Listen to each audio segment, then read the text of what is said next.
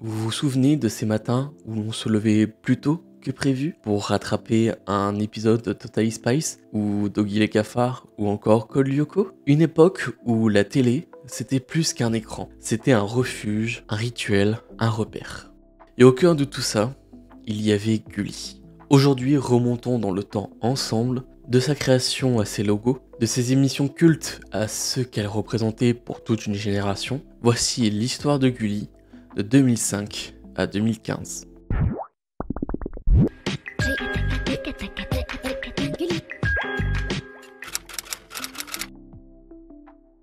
Nous sommes en novembre 2005.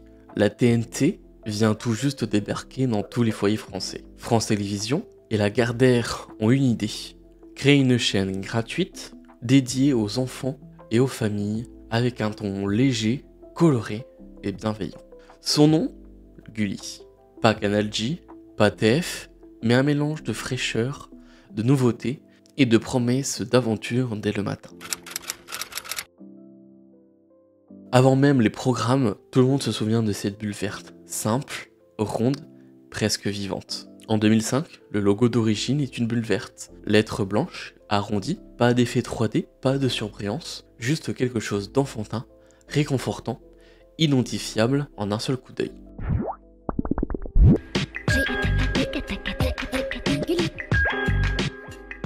En 2010, le glow et les effets arrivent sur ce logo. La bulle devient brillante, plus moderne, avec un effet 3D, des textures et un jingle animé. Elle évolue avec les habillages et les écrans plats qui remplacent nos gros posts. Gulli présente. Gulli présente.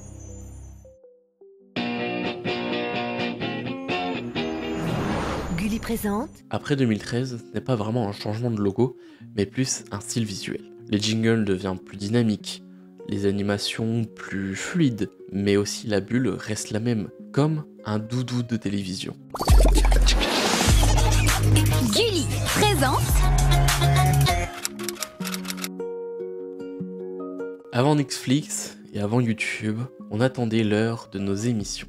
Voici ce qui tournait en boucle entre 2005 et 2015, ma période préférée pour ma part. Nous avons les incontournables, les Totally Spice, ou encore Code Lyoko, où j'en ai fait une vidéo, Martin Mystère, Titeuf, Monstre Allergy, les zinzins de l'espace, Oggy et les cafards, notamment le grand Pokémon, mais aussi Beyblade ou encore Inazuma Eleven. Ces génériques, ces cliffhangers, cette frustration quand les pubs arrivaient en plein milieu, surtout du combat de Beyblade par exemple. Mais on n'avait pas que ça. Gulli, ce n'était pas que des dessins animés pour les enfants. Il y avait aussi des programmes faits pour la maison, qui donnaient l'impression que la chaîne nous parlait directement. Que ce soit avec In The Boîte,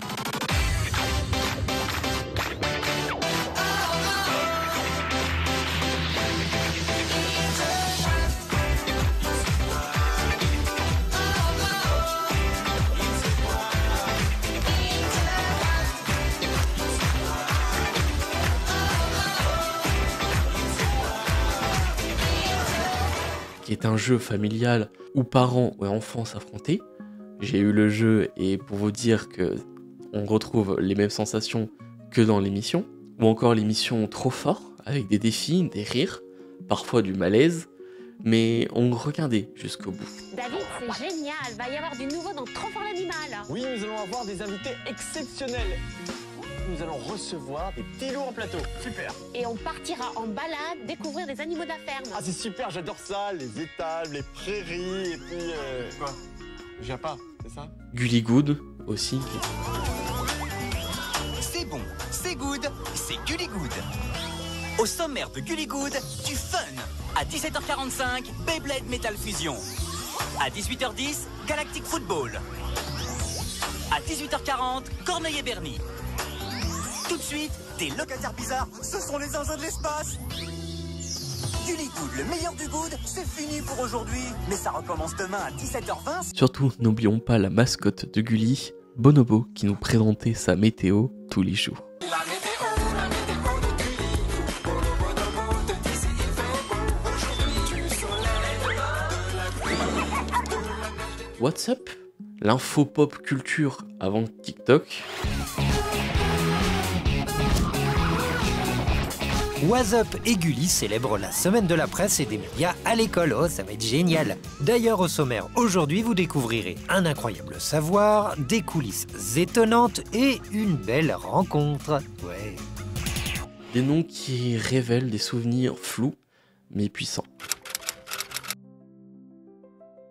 Bien sûr, Gulli n'est pas destiné qu'aux enfants ou encore avec certaines émissions. Nous avons surtout vers l'après-midi et fin de soirée de la programmation qui était en mode plus nostalgie familiale. Que ce soit avec ma famille d'abord, Le Prince de Bel-Air, Sabrina l'apprentie sorcière ou encore Ma sorcière bien-aimée. Certaines sitcoms que moi je regardais aussi étant enfant. Et le week-end c'était plus des films d'animation et des classiques familiaux comme Shrek, Garfield, les Astérix, Scooby-Doo ou encore les films Barbie. Regarder un film sur Gulli, c'était comme un petit événement, surtout s'il était annoncé dans la pub la veille. En tant que gamin, ça faisait rêver. À partir de 2016, la chaîne s'ouvre davantage tout en gardant son identité. Plus de séries qui intègrent l'émission Gulli, plus de propositions et de productions françaises, des habillages graphiques renouvelés, mais aussi des soirées familiaux par thématique. Mais qu'est-ce qui reste? C'est la bulle verte, les pubs au ton enfantin, et cette impression que la chaîne ne jugeait personne. Que tu aies 7, 12 ou 15 ans, tu pouvais regarder. Pour certains, Gulli c'était le matin avant l'école, pour d'autres, le mercredi après-midi, ou encore le soir, après les devoirs, avec un bol de céréales ou un goûter. C'était une époque où attendre une émission faisait partie du plaisir, où les jingles nous hypnotisaient, où les pubs Lego, Mattel ou Haribo nous restaient en tête pendant des jours.